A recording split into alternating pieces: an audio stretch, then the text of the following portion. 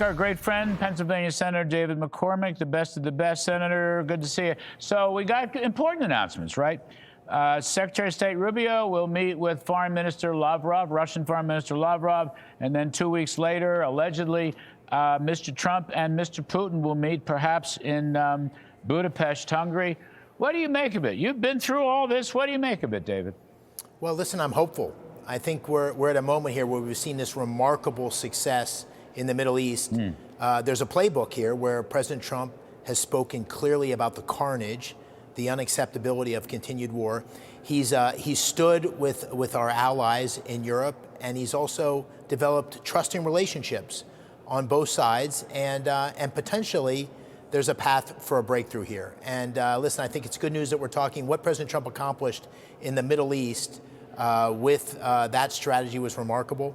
His strategy for Europe and his plan to have an end to the fighting, to have a European security agreement, to have the United States stand behind that, and to have an economic agreement that created a deterrent in Ukraine and is a further encouragement for Russia not to move forward with additional aggression.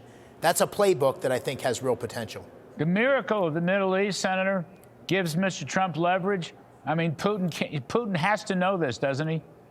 Remarkable. And it's given him leverage because I think what people have seen is the creativity, the masterful negotiating that led to the breakthrough in the Middle East. That's the Trump playbook. And I think he knows that nations around the world, even some that have been critics of the president in the past, have lined up behind what happened in the Middle East. I certainly think it gives him leverage and momentum. And here's the best part. I think the president's motivations are exactly what he says they are.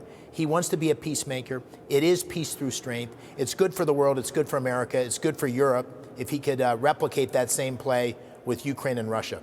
The Senate is still ready to slap tariffs on Russian oil sales, right? We are. I'm a co-sponsor of that legislation. Listen, Putin has been recalcitrant. He's been reluctant to move forward. The president's been putting out a path to peace. And we need to give the president all the tools he needs to put additional pressure on Putin. So I've been a strong supporter of that. I think Putin and Russia will only understand one thing, which is strength.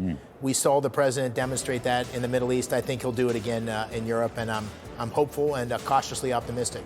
Wow, great stuff. Thank you, Senator McCormick. We appreciate it very much, really do. Thanks.